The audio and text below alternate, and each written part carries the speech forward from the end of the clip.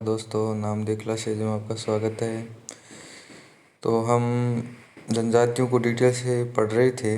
तो उसमें हमने कल पढ़ा था कंजर जनजाति और कथोड़ी जनजाति। ठीक है, आज हम पढ़ेंगे डामोर जनजाति। डामोर जनजाति। तो देखते हैं, डामोर जनजाति है वो डूंगरपुर में सर्वाधिक है। हाँ, तो चलिए शुरू करते हैं। डूंगरपुर, बांसवाड़ा और उदयपुर में निवास करती है। डामोर जनजाति कहाँ निवास करती है? इन 3 जिलों में निवास करती है, डूंगरपुर, बांसवाड़ा और उदयपुर। ठीक है, ये बातें में ध्यान रखनी है, पहली बात। सेकंड, तो एकमात्र जनजाति जो वनों पर आश्रित नहीं है, खेती तथा पशुपालन भी करती है। ये जो डामोर जनजाति है, ये खेती और पशुपालन दोनों करती है। ठीक है, खेती और पशुपालन दोनों करती है। कौन सी जनजाति? डामोर जनजाति। ये एकमात्र जनजाति है। बाकी तो सभी क्या है, सभी जनजातियां वनों पर आश्रित रहती, लेकिन ये एक जनजाति है जो खेती और पशुपालन दोनों करती है। नेक्स्ट, अपनी उत्पत्ति राजपूतों से मानती है। ये जनजाति है वो अपनी उत्पत्ति को किससे मानती है? राजपूतों से मानती है। ठीक है, ये अपनी उत्पत्ति किससे मानती है? राजपूतों से। ये बातें भी ध्यान रखनी है, राजपूत से अपनी उत्पत्ति मानती है। इसके अलावा इनके मुखिया को मुखी कहा जाता है। मुखियाओं को क्या कहते हैं? मुखी। मुखियाओं को क्या कहते हैं? मुखी। गाँव को फला कहते हैं। ठीक है, डामोर गाँव को क्या कहते हैं? फला। ये रहा फला, गाँव को कहते हैं फला। कौन? डामोर जनजाति। नेक्स्ट, डूंगरपुर जिले में अधिकतर जनसंख्या निवास करती है। डामोर जनजाति है वो सर्वाधिक कहाँ निवास करती है? डूंगरपुर जिले में। ठीक है, डूंगरपुर जिले में निवास करती है डामोर जनजाति। नेक्स्ट, सिमलवाड़ा पंचायत समिति डूंगरपुर को अडामरिया क्षेत्र कहा जाता है। अडामरिया क्षेत्र किसे कहते हैं? सिलवाड़ा, जो सिमलवाड़ा क्षेत्र है ना पंचायत समिति वाला, उसमें जो डूंगरपुर के क्षेत्र में आता है वो, उसको डामरिया क्षेत्र कहा जाता है। मतलब डामोर ज़्यादा रहती है इसलिए डामरिया क्षेत्र। डामोर पुरुष एक से अधिक विवाह, बहु विवाह करते हैं। ये एक से अधिक विवाह करते हैं। अधिक विवाह प्रथा इसमें चलती है। एक के बाद में इनको दूसरा विवाह करने की छूट होती है, इसलिए बहु विवाह प्रथा इनके चलती है। नेक्स्ट, वधु मूल्य का दापा कहा जाता है। वधु मूल्य, वधु यानी वधु जब ये विवाह करते हैं उस समय वधु पक्ष से जो लिया जाने वाला दहेज होता है ना, दहेज, उसको क्या कहते हैं? दापा। ठीक है, ध्यान रखना इस बात को। ये परीक्षा में बहुत बार पूछा जाता है कि दापा है वो क्या है। तो दापा है एक वधु मूल्य को, वधु मूल्य है एक। ठीक है, विवाह के समय लिया जाने वाला मूल्य वधु द्वारा, है ना, विवाह पक्ष से लिया जाने वाला जो मूल्य होता है, दापा। ये बातें हमें ध्यान रखनी है। नेक्स्ट, डामोर पुरुष भी महिलाओं की भांति गहने पहनते हैं। बहुत अच्छी बात है ये तो। डामोर जनजाति के लोग हैं वो क्या करते हैं? पुरुष लोग जो हैं वो भी गहने पहनते हैं भाई। पुरुष लोग भी गहने पहनना पसंद करते हैं। ठीक है, ये भी गहने पहनना पसंद करते हैं। नेक्स्ट, डामोर जनजाति की भाषा पर गुजराती भाषा का प्रभाव पड़ता है, क्योंकि ये राजस्थान के इस क्षेत्र में आते हैं तो यहाँ पर गुजराती क्षेत्र लगता है, गुजरात की सीमा लगती है, इसलिए इस क्षेत्र में गुजराती भाषा का भ्रंश दिखाई देता है और सबसे ये कठिन भाषा भी है। ठीक है ना, गोडवाड़ जो क्षेत्र के अंतर्गत आते हैं। होली के समय चाड़िया कार्यक्रम किया जाता है। यहाँ पर चाड़िया कार्यक्रम है वो किया जाता है। कौन सा कार्यक्रम? चाड़िया कार्यक्रम। नेक्स्ट, आगे देख लेते हैं। डामोर जनजाति के मेले। मेले कौन कौन से? छेला बावजी का मेला। पंचमहल गुजरात में बढ़ता है छेला बावजी का मेला। दूसरा है ग्यारस की रेवड़ी का मेला, डूंगरपुर में बढ़ता है। ग्यारस की रेवड़ी का मेला, जो रेवड़ी का मेला है ना, रेवाड़ी का मेला जो होता है वो ग्यारस को बढ़ता है यहाँ पर। मुखिया को मुखी कहा जाता है, मुखियाओं को क्या कहते हैं यहाँ के? मुखी। डामोर के मुखियाओं को क्या कहते हैं? मुखी कहते हैं। अब चलते हैं आगे। आर्थिक संगठन एक बार पढ़ लेते हैं, इसमें मेन मेन बातें आएगी उसको हाईलाइट करते चलेंगे। गुजरात से ही डामोर आदिवासी खेती करते हैं। राजस्थान में बसने वाले डूंगरपुर के डामोरों के पास में कृषि योग्य भूमि थोड़ी है। एक परिवार के पास औसतन 3 से 4 बीघा अधिक जमीन नहीं है। यदि वर्षा हुई तो वे वर्ष में 2 बार फसलें ले लेते हैं। खरीफ की फसल में से आदिवासी मक्का और दालें पैदा करते हैं। कहीं कहीं मूंगफली की फसल भी पैदा की जाती है। रबी की फसल में मुख्यतः चना बोते हैं। नगद फसल लेने के रिवाज अभी में नहीं चला। पिछले 4 दशकों से विकास कार्यों में चलने के परिणाम स्वरूप डामोर आदिवासियों में आधुनिक कृषि के प्रति जागृति आई है। वे रासायनिक खाद, सुधरे हुए बीज, कीटनाशक दवाइयों आदि का प्रयोग करने लगे हैं। उनकी सबसे बड़ी कठिनाई छोटी जाति का होना तथा साख का अभाव। जिस संभाग में वे रहते हैं वहाँ कृषि भूमि नहीं है, उपजाऊ नहीं है। कुएं के बिना सिंचाई नहीं हो सकती। कुओं का पानी भी बहुत गहरा है, अतः कृषि जल के लिए ये लोग पूर्णतः वर्षा पर निर्भर ही रहते हैं। ऐसी अवस्था में डामोर की आर्थिक अर्थव्यवस्था जो है ना, वो अर्थव्यवस्था की किताबी अर्थव्यवस्था की तरह ही है। आजीविकोपार्जन के लिए उन्हें कोई दिहाड़ी पर काम करना पड़ता है। इस जनजाति के जवानों को डूंगरपुर शहर सागवाड़ कस्बे में दिहाड़ी पर काम करना पड़ता है। इस जनजाति के जवानों को डूंगरपुर शहर और सागवाड़ कस्बे में मजदूरी भी करते हुए देखा गया है। डामोरों को अहमदाबाद, वडोदरा में मजदूरी के लिए ले जाया जाता है। तो ये बातें हैं डामोरों की आर्थिक संगठन के बारे में। थोड़ा बहुत जल्दी पढ़ा है क्योंकि इसमें इंपॉर्टेंट बातें नहीं है। ठीक है, आगे चलें।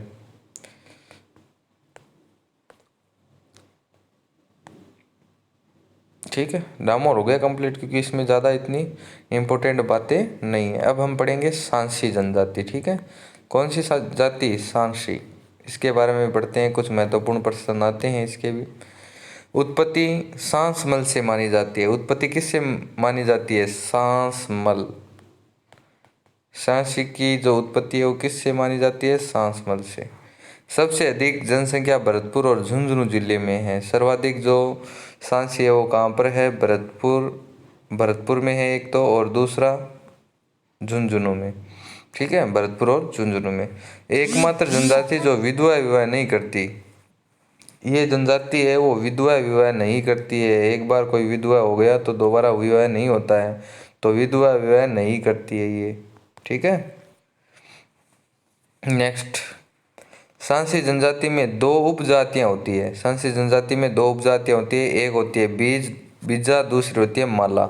एक होती है बीजा, दूसरी होती है माला। ये 2 क्या होती है? 2 इनकी उपजातियां होती है। नेक्स्ट बात करें, भाकर बाबूजी की कसम खाकर झूठ नहीं बोलते। ये जो है ना सांसी, वो भाकर बाबूजी की कसम खाकर के झूठ कभी नहीं बोलते हैं। क्यों नहीं बोलते हैं वो हम तो देखते हैं आगे भी। और हम पढ़ेंगे कुकड़ी रस्म। विवाह से पहले लड़की के चरित्र की परीक्षा लेते हैं। तो ये जो सांसी जनजाति के लोग हैं वो कुकड़ी रस्म करते हैं, उसके अनुसार वो लड़की के चरित्र की क्या लेते हैं? परीक्षा लेते हैं। ठीक है, ये भी बातें हमें ध्यान रखनी है। कुकड़ी रस्म वो किस में चलती है? सांसी जनजाति में चलती है, ये ध्यान रखना। नेक्स्ट,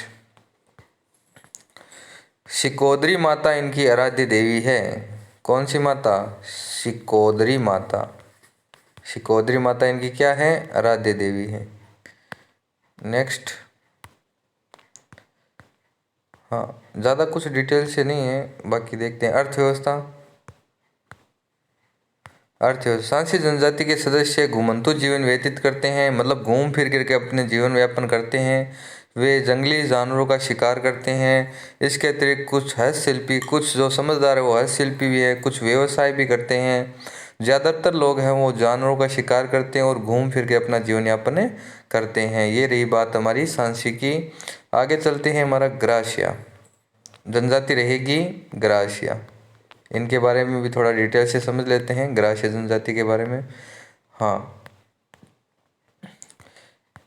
सिरोही के पिंडवाड़ा क्षेत्र में अधिक निवास करती है। ये पाली के बाली और सिरोही के पिंडवाड़ा क्षेत्र में ग्रास्य जनजाति वो निवास करती है। उदयपुर के गोगुंदा के आसपास भी इसका निवास क्षेत्र है। घर घर कहलाते हैं, घर घर कहलाते हैं ये। मतलब ग्रास्य है वो जनजाति अलग अलग क्षेत्रों में है। ये पिछड़ी हुई जनजाति है और अलग अलग क्षेत्रों में है। सिरोही के आबू दिलवाड़ा के पिंडवाड़ा के क्षेत्र में भी है, पाली के बाली क्षेत्र में भी है, तो उदयपुर के गोगुंदा क्षेत्र में भी है, तो सभी क्षेत्रों में ये हैं। हाँ, आगे डिटेल से समझेंगे इसके बारे में। हाँ, तो देखते हैं। बिखरे गांव पाल कहलाते हैं, ठीक है, ध्यान रखना है। बिखरे गांव क्या कहलाते हैं? ग्रासियों के पाल कहलाते हैं। क्या कहलाते हैं? पाल। एक ही गांव के फालिया कहलाते हैं। एक ही गांव, जो एक ही गांव होता है उसको कहते हैं फालिया। अगर कोई एक ही गांव है उसको क्या कहते हैं? फालिया, ठीक है, फालिया कहते हैं। नेक्स्ट। हाँ, नक्की झील इनका पवित्र स्थान है। नक्की झील इनका क्या है? पवित्र स्थान। यहाँ अस्थियों का विसर्जन करते हैं। जब कोई भी ग्रास्य जब मृत्यु की ओर जाता है तो उनकी जो अस्थियाँ हैं वो कहाँ पर डाली जाती है? उनकी अस्थियाँ कहाँ बहाई जाती हैं? नक्की झील पर। इसको वो पवित्र मानते हैं। होली के अवसर पर आयोजित कार्यक्रम को चुड़िया कहते हैं। क्या कहते हैं? चुड़िया। होली के अवसर पर आयोजित जो कार्यक्रम होता है उनके कार्यक्रम को क्या कहते हैं? चड़िया। चुड़िया नहीं, चड़िया, ठीक है। मृत्यु के 12वें दिन दाह संस्कार करते हैं। 12 दिन के बाद में क्या करते हैं? मृत्यु के 12वें दिन क्या करते हैं? दाह संस्कार। सफ़ेद पशु व मोर को भी पवित्र मानते हैं। ये सफ़ेद पशु और मोर इन दोनों को क्या मानते हैं? पवित्र मानते हैं, ठीक है, ध्यान रखना। सफ़ेद पशु और मोर को क्या मानते हैं? पवित्र मानते हैं ग्रास्य जनजाति के लोग। नेक्स्ट। इनमें 3 प्रकार की पंचायत होती है। पहली मोती न्यात, ठीक है, पहली कौन सी है? मोती न्यात। हाँ, और उसके बाद में जिसको बाबोर हाइया कहते हैं, ठीक है, मोती न्यात को क्या कहते हैं? बाबोर हाइया। उसके बाद में नैन की न्यात जिसको माडेरिया कहते हैं। उसके बाद में है निचली न्यात। ये 3 न्यायतें हैं इनकी, मतलब 3 पंचायतें हैं इनकी। कौन कौन सी? ध्यान रखना है। मोती न्यात, नैन की न्यात और निचली न्यात। इनको अलग अलग नामों से भी जाना जाता है। बाबोर, निहाइया, मोड़िया, मोडेरिया। तो थोड़ा बहुत इनके बारे में भी ध्यान रखना है। नेक्स्ट। इनमें प्रेम विवाह अधिक होते हैं। सबसे ज़्यादा प्रेम लव मैरिज सबसे ज़्यादा होती है। सियावा सिरोही गांव के गणगौर मेले में, ठीक है, गणगौर मेला जो होता है ना उसमें ये प्रेम विवाह करते हैं। एक दूसरे को वर और वधू दोनों पसंद करते हैं सियावा सिरोही के अंदर, ठीक है। ये गणगौर मेला लगता है। झेला बावसी का मेला, ग्यारस की खाड़ी का मेला, ये इनके प्रमुख मेले हैं जो ग्रास्य जनजाति के मेले हैं, बड़े ही प्रसिद्ध हैं। कौन कौन से? झेला बावसी का मेला और ग्यारस खाड़ी का मेला, ये 2 मेले हैं। और तीसरा मेला ये रहा जो इम्पोर्टेंट मेला है, सिवाना सिरोही के अंदर गांव के गणगौर मेले में आयोजित होता है। और यहाँ पर वर और वधू का विवाह है वो निश्चित होता है और दोनों एक दूसरे को पसंद करके विवाह करते हैं। नेक्स्ट। विवाह के प्रकार।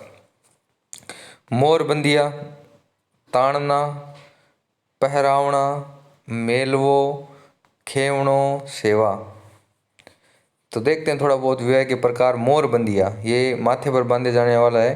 ताड़ना, पैसे देकर लाना, ये ताड़ना इनकी विवाह की प्रथा है। ताड़ना, पैसे देकर के लेके आते हैं, पैसे देते हैं और फिर लेके आते हैं।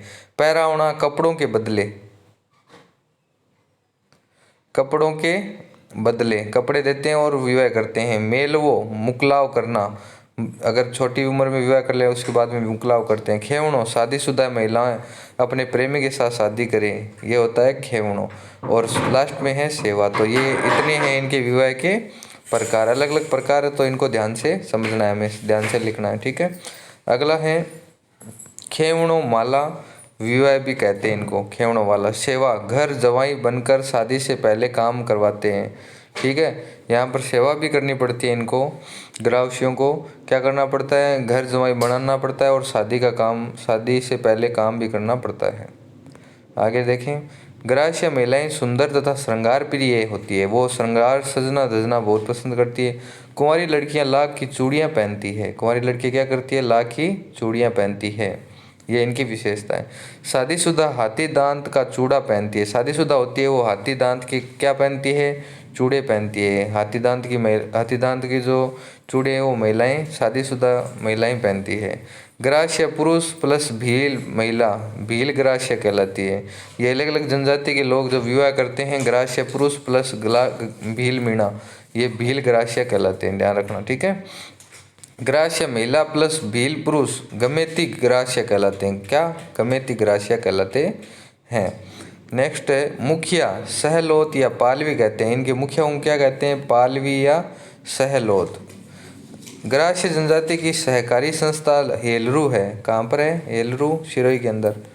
नेक्स्ट मर्तक का स्मारक हेरू हुरे, इनका स्थापना कार्तिक पूर्णिमा को होता है।